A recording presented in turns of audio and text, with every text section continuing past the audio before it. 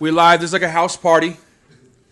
Always like to give a little bit. Why are you laughing? Our phones off right at this time.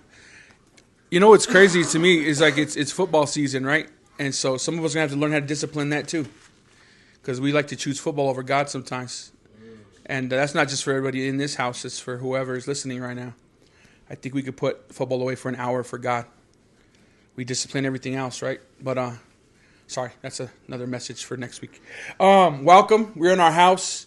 We happen to combine with my house and Torch. What we do, guys, if you don't know, for those of you following the church page online, we have church in the barbershop, and then on the fourth Sunday, we gather in the houses. And good? Everything good? But the sound sounds okay? Okay. Our hope is that, and here's why I do that. Something I was talking to my wife. I noticed a lot of people like to go to church, but we have a hard time being the church. And it seems like every time we go to the houses and then we go back to the shop, people end up missing, or they have something come up, or we get a little lax. It's like when you go, I'm just going to skip leg day today, for those of you gym heads, because there's a lot of you in here.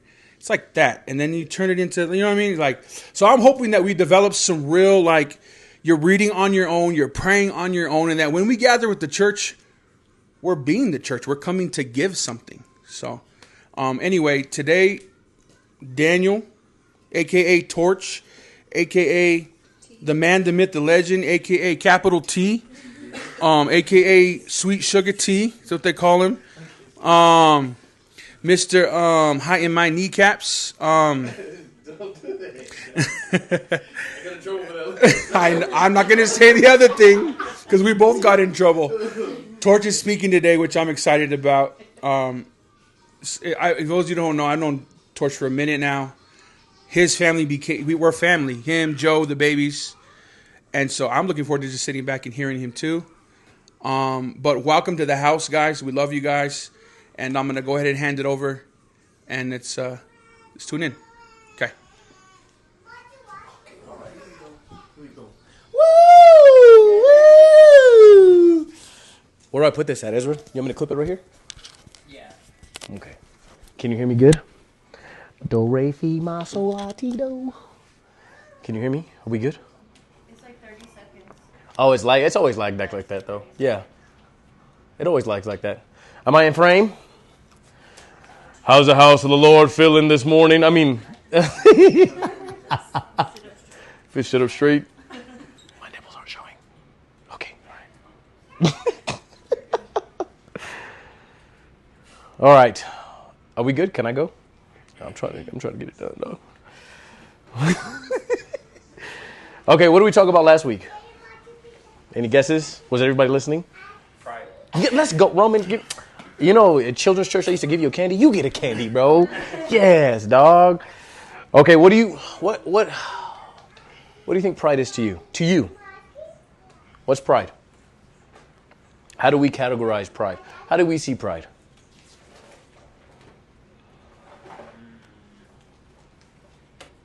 I know it's tough. I don't know. It's different. Ego. Yeah, scenario. Ego. Anybody? How does anybody see pride? How do we see pride? Selfish? Okay, selfish. I can see that. Selfish. Any other guesses? Any other right answers? Because there's no wrong answer. Any other guesses? No. Ego. I'm not answering unless you want me to. You say ego, right? Yeah. You say selfishness. What else? I would say position. Position could put a little bit of pride in you. You run the shop and one of your guys tells you, hey, dog, can you throw the trash? And you're like, I'm a manager, dog. What I look like? No, you throw the trash, cuz. That's pride. Is that not pride? That's pride. So, okay, when do we see the first instance of pride in the Bible? At least talked about. Who do we know? Would it be Abel, Cain and Abel? No, that's a good one. Adam. The devil. Oh, yeah. Lucifer, the fall. When you And why was he kicked out. Poof. Why was he kicked out? Because you want to be above God. That's it. That's it. I think that's some people say it's the first sin. I think it's the first sin because, dog, you think you're better than God, bro. You were created by that guy, dog. What are we doing? You can't get not kicked out of heaven. Right. Now, they do say, some people say that he led praise and worship and he walked in God and stuff like that.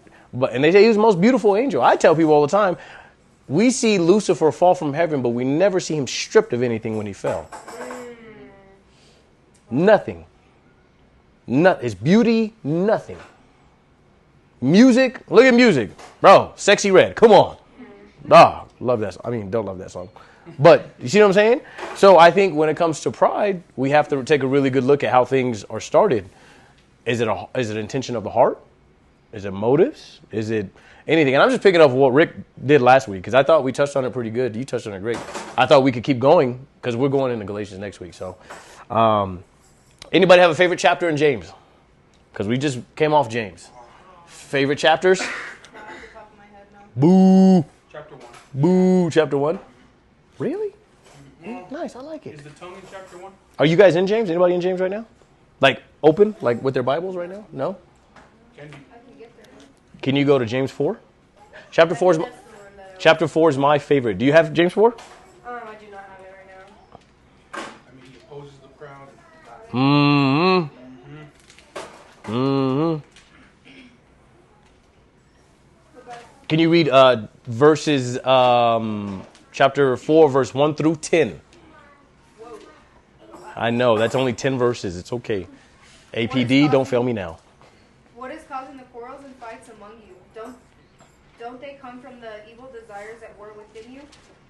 You want what you don't have, so you scheme and kill to get it. You are jealous of what others have, but can't get it, so you fight and wage war and take it away from them. Yet you don't have what you want because you don't ask God for it. And even when you ask, you don't get it because your motives are wrong. Okay, stop right there. Motive. Mm-hmm. Can we have wrong motives with pride? Yeah. Okay, cool. Okay, keep going.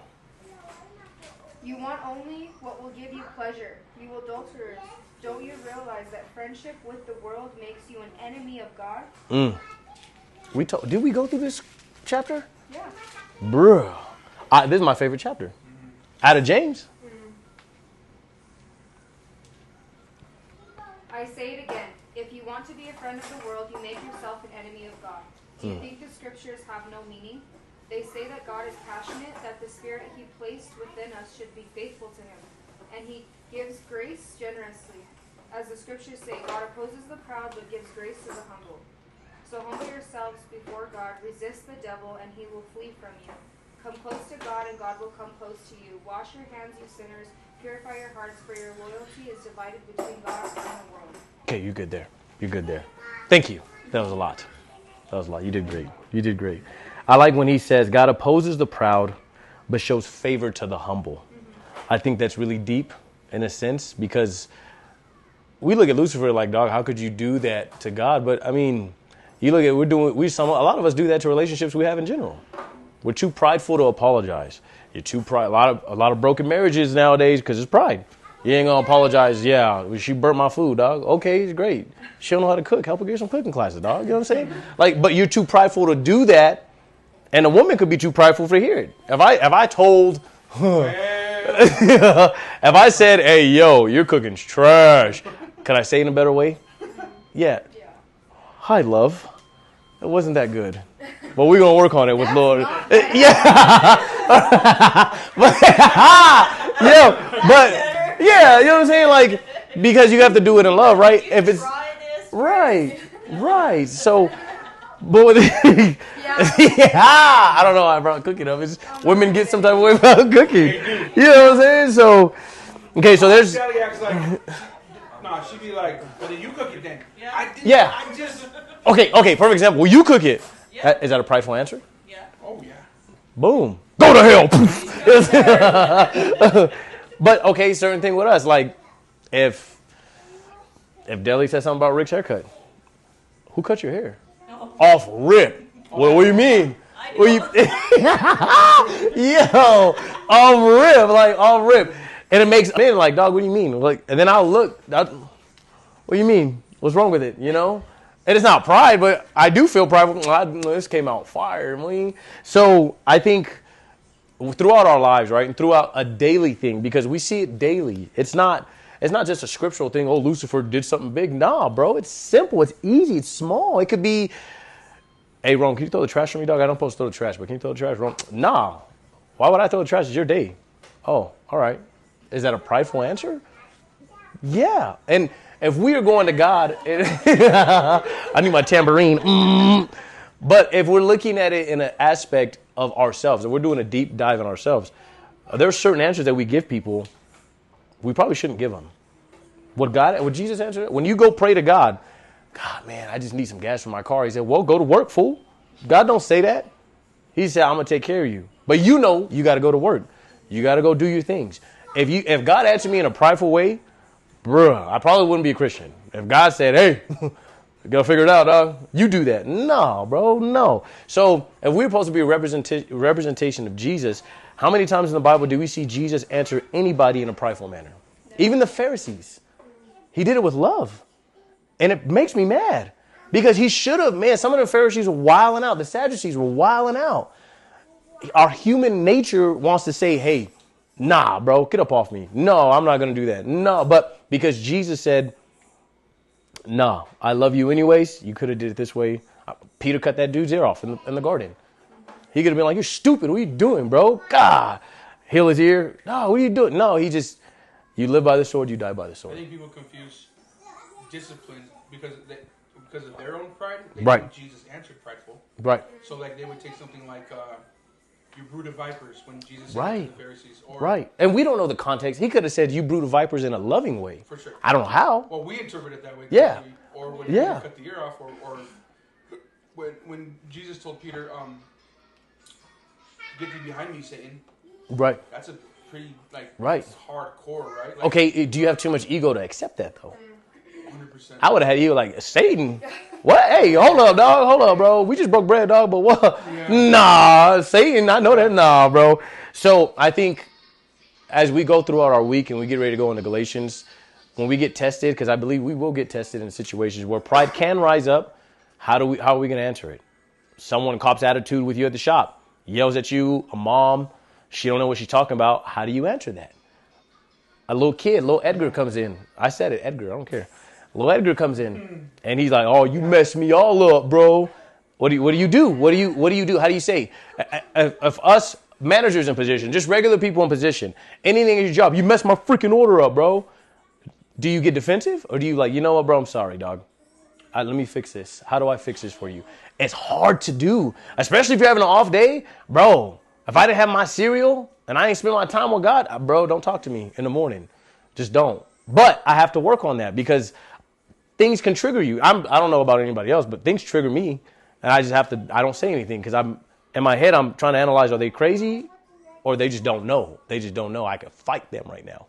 So, I've highlighted, there's three examples in the Bible that I saw. One was Lucifer, when he got kicked out of heaven, poor guy.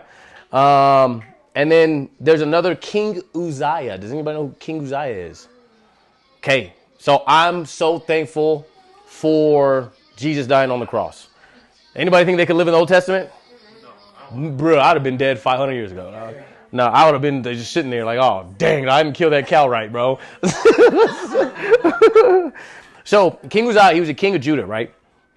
And what happened was he was a king. He was up there. He was like, yeah, it was good. So back in that time, there was order to things, right? A priest would go in, sprinkle blood on the altar, stuff like that. He was a king. King was like, bro, I don't need no freaking priest, bro. So he went in there, hard off, boasted up and prideful. Get up out the way, dog. Went in there, did it, got struck him with leprosy. I couldn't imagine, bro. You're a king and now you have leprosy? All just because you were too prideful to let the priest do it because you think you're the king.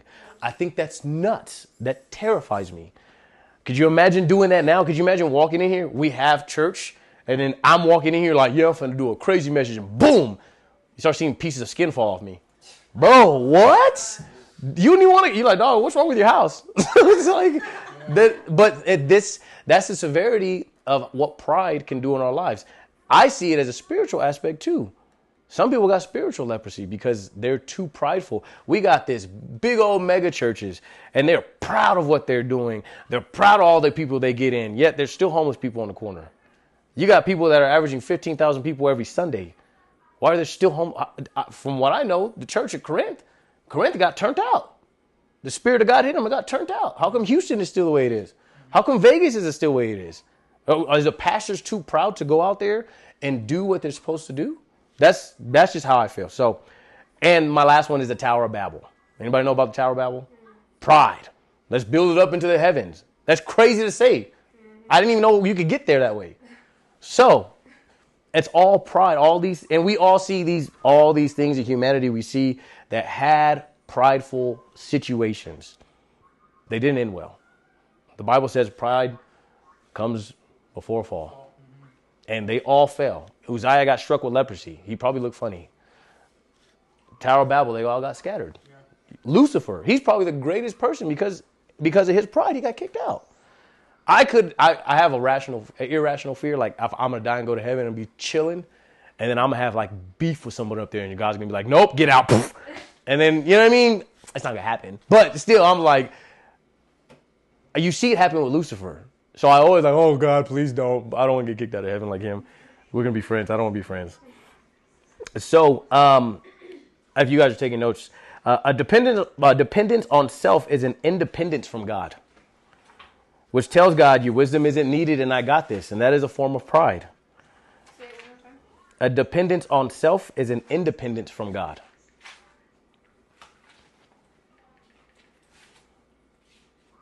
Could you imagine God woke up? Well, he don't sleep, but imagine God just said, hey, dog, I'm not going to love no one today. Could you imagine that? Could you imagine what it would feel like to not have the love of God? That suck, bro. That's like your mom waking up and disowning you. How would that feel? Mad dog, your mom woke up. I've been there, sir. Malachi, get out, bro. I don't even love you no more. What? One more time for the black people in the back. A dependence on self is an independence from God. And this reflects into every aspect of life. So if we're doing a heart check, what area of life that we go through do we see relationships, personal, do we see that we think we have too much pride in? Can someone come tell you, hey, can I show you something? We see it in the barbers all the time. Hey, bro, let me show you this. Too much pride. That's why your haircut sucks. That's why he ain't coming back. That's why he left me a 1-star review, because he thinks you're T and you're not. You told him you're T. Anyway, sorry.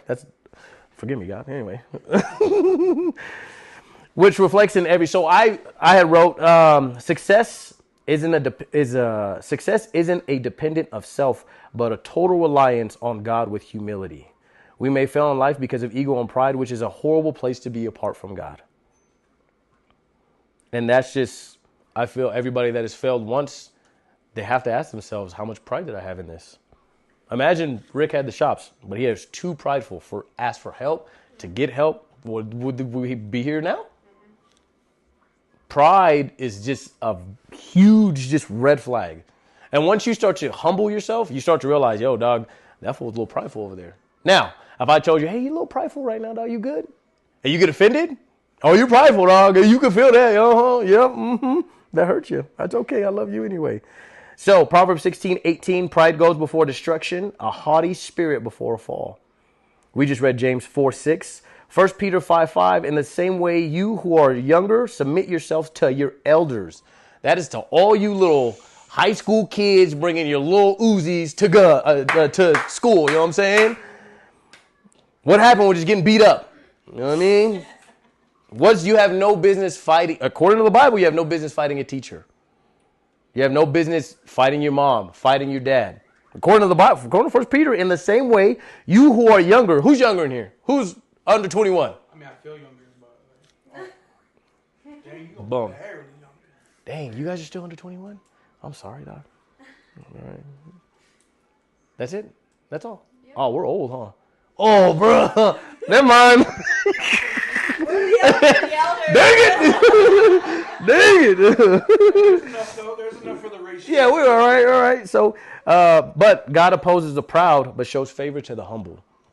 You wonder why some of these people have good things. Some of these prideful people, man, the guy got a new car. We hear from you guys, people, bro, his son's got Mercedes. Why? Why? You ever ask why? We ever ask why? You know, he don't own a business, bro. It's humility. It's favor. The Bible says he shows favor on the humble. It's going to work. It's not living with your girlfriend on food stamps. It's Section 8. You know what I'm saying? I say it. What verse was that? 1 Peter 5:5. Oh, okay, cool. In the same way, you who are younger, submit yourselves to. Yeah, even us, there's old heads that come in there. Sometimes they're just a little weird. But sometimes they drop some gems. And I'm like, oh, bro. I snapped on a Muslim dude at work one time. I had to check myself because I was too prideful with the knowledge that I had that I didn't give me a chance to minister to him. That's pride. Big, yeah. He still came back. But then I checked myself. Okay, cool, bro. I got to listen to him. He got to listen to me. And I got to love him anyways, even though he likes punching women in the street. It's okay. Sharia law, whatever. So, and then Proverbs 8:13, and we touched this on the podcast, states that to fear the Lord is to hate evil. And that includes pride and arrogance. And it's just a great reminder of the importance of humility and the dangers of letting pride take root. It said, 8:13 said he hates. Amplify. Yeah, he said he hates it. Bro, I don't remember reading God hating anything. Arrogance and pride. Yeah. They said that's the evil way. Yeah. So if we're on the evil way, that means we have too much arrogance, too much pride. And God hates that. I don't want God to hate me. Bro, no. There's very few times where you see God use hostile words towards a right. human being. Mm-hmm. But whenever it comes to a human being being prideful, he's using hostile words. Yeah. It's crazy. Those Proverbs, what was that? That was Proverbs 8:13. Thank you. And I just found that Wednesday, Tuesday? Wednesday. We read it Wednesday, and I said, dang, that sucks. Could you imagine? That's it. That's all I got to say. Is we got to check what are we doing in life tomorrow when we go to work? We're too prideful to do the small things. We're too prideful to do what anybody asks us to do, even if it's not what we're supposed to do. And you'll start seeing it in other people. Hey, go pass out these cards. Oh, all right. Your pridefulness is going to keep you broke and then keep you stagnant. How many people we ran into that we know are prideful and it just oozes out of them? How do you love people like that? Holy Spirit. Got to be the Holy Spirit. Because this is holy, this is spirit. We in there, dog. So as we go out through our week and we get ready to go into Galatians, I just think us making sure of anything that we do, right? I mean, there's some things that Joe tells me, I'm just like, whatever, bro. And I'm prideful about it. I'm a man. You don't tell me that. You tell me I got to take a shower? I'm a man, dog. I know I got to take a shower. You got to tell me? No, I'm not, because you told me to. That's prideful. You know? That's petty, but that's prideful. Bro, I'll pull it. She's racist. It's okay.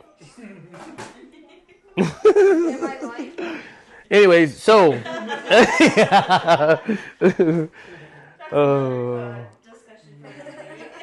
Yeah, and fear the Lord. We got to fear the Lord, man. As much as we're talking about pride, fearing the Lord will eliminate all of that. Do we know what fearing the Lord means? What does fear of the Lord mean, Malachi? Other than him knocking us out whenever he wants. Could you imagine, bro? Like, if you didn't fear the Lord back in that time? Oh, he thinks it's funny. Boom! He's dead. Bro, that fool got struck with leprosy. Like, there's no reverence of the Lord. And then you didn't fear the Lord and you were prideful. Boom, you got leprosy. Now look, everybody making fun of you. Did you see, sorry to interrupt, did you see that lady who's a comedian and she like made fun of God, saying she's God's favorite because she didn't get COVID, and she passed right out in front of everybody on stage? It still happens, see? Play games. Yeah. Play stupid games, win stupid prizes. Now you're having a conversation with God. Yeah, so did everybody else. They all just let her lay there. Oh, they let her lay there? They thought it was part of the act for a little They bit. thought she was kidding. They're all laughing. It was literally on your Sorry. I probably shouldn't laugh. She might die. I'm going to get in trouble for that, bro. Dude, it was literally right after she said, I must be God's favorite. And then she passed out. Mm-hmm. Could you imagine, bro, saying something funny like that, and then boom, now you and God talking face to face. In front of everybody. Hey, hold up. What did you say just down there a minute ago? What? Nothing. You see that meme? What are you doing? Nothing. So, The fear of the Lord is the beginning of wisdom and of knowledge, of the Holy One and understanding. Does anybody know who God is? Who's God in your life? What is God in your life? That should be the next question. Is fishing God of our life? Mm-hmm. Are cars God of our life? I love being on this side of it. All of you. I'm throwing stones. You want to know what's God over your life? If God ain't God over your life, you'll find out what God is in your life when it's taken away from you. Quick. Oh, I just love this clipper. Boom. It blows up. Style crash. Phones. I hate it when my mom would take my phone, bro. She's racist. She just take it. And I felt powerless. She just take my phone, whatever. But then you realize, like, wow, man, like maybe that is God in my life. Are kids God in my life? Am I putting God or am I putting kids before? Am I putting my spouse before God? Things like...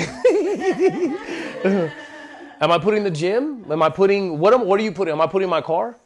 Am I putting anything? Am I putting myself? And if it goes back to self, it goes to pride. I'm putting myself first. And if you're putting yourself first, we're in a bad situation. You're going to find out the hard way. I was talking to a guy at work. This man... Talk about the favor of God being on somebody. This man met a bunch of people with AIDS. He got blood on his stuff, on his smock and everything. Had to go get tested for AIDS in his job that he was doing. Blood was covering him. Didn't have AIDS at all. And any minute God wanted to get you, he'd be like, blah, yeah, I bet you humble you now, huh? Look, now you got AIDS. Good thing I'm not God, bro. But if we think about that, right, if he was too prideful, he was too arrogant, he was going around beating people up that were in jail, and he was doing everything wrong. Imagine just one little piece of blood getting in your skin, going into, boom, you got AIDS now. How do you work at a jail, how do you go tell your wife, oh, I got AIDS? She's going to think, bro, wife's going to be like, what? What do you mean you got AIDS? We saw what happened to Eazy-E. Yeah. So if we continue throughout the rest of the week and getting ready to go into Galatians and everything that we're learning, and I hope we're actually reading. I have to read because of school, whatever. But as we go into Galatians, just check ourselves every morning. Am I choosing to live for God or am I choosing to live for the devil? Choosing to live for God is to be humble, humility, slow to anger, slow to talk. May get a customer this week that's going to wild out. Again. What do you do? You just let them? I'm at a point where I just like, okay, I'll let you, bro. Hey, dude, you have a great day, bro. You have a great day. Yeah, he flips things over. Keep the gun in the thing. Just have a great day. Someone cut you off. Bro, I had to check myself because somebody the other day, I was on the bike. One of those stupid diesel trucks blew black smoke behind him on purpose. Oh, brother. I gave him my favorite finger, God forgive me. But I was very upset because, bro, like, what are we doing? Like, what are you doing? Prideful. Imagine. We see it here in Albuquerque. The kids get killed all the time. Imagine you're too prideful. Imagine I'm too prideful and I have the kids in the car. And I'm too prideful in a moment and someone that's just not in their right mind pulls the guns out and shoots at the car. Don't hit me, but then boom, Noah and Judea are dead in the car. This little instance of pride will change your whole life. Instance. So as long as we keep checking ourselves, God, keep me humble. God, keep me humble. God, keep me humble. And humble sometimes looks like no one pays attention to you. No one sees you. And it's okay not being seen because, hey, I'm humble, bro. Cool. Go talk to that guy over there. I'm humble. Yeah, I messed that haircut up. Come on. That's humility. It sucks saying somebody said, dog, I had someone in my chair tell me, I hate my haircut. I said, what? What do you mean you hate your haircut? I hate it. That's so hard. But this is what you asked for. And he's like, yeah, I hate it. I'm like, bro, haircut's fire. But because he didn't know what he wanted, and I gave him what he wanted, but he didn't know. He showed me the picture after. This is what I wanted. I'm like, you stupid. God forgive me. But I could have let my pride be up. Well, dog, that sucked. Get out of my chair. But no, I was like, what do you mean you hate it, bro? Let's talk about it. Come here, hug me. Let's talk about it. Simple as that. So I believe this whole next week we're all going to be tested of pride. Not the holiday. Thank you. Nothing against the other side of life. Nothing against 49er fans. So I had to do it. Yeah. Oh, you get it now. Yeah. I didn't get it. She was just making sure I got it, but. But yeah, that's it, man. I just wanted to pick up on what Rick left last week. He was talking about pride. I think it's not talked about enough. And it's not other people. Sometimes it's Christians, bro.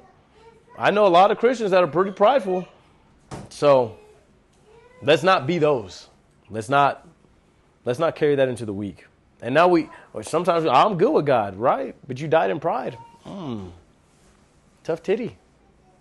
What do? That's it. That's all I got to say. That's all I got to say about that. Do I turn this off? No. Oh, okay. Let's you can just leave the camera right there. You guys can hear me. Online, we love you guys. We're gonna close and pray. So hope at home you do the same thing there at your house. Whatever God's dealing with you, whatever God's speaking to you, that just take a second, even right now, just take a second. Go before God. Ask him to help you, forgive you, whatever that looks like. Because if we don't, what are we doing if we don't do that? What are we doing if we're not addressing the issue that comes up? We're just eating pizza together and hanging out? No, Torch, thank you. It's really good. So we love you guys. We'll see you guys next Sunday, same time.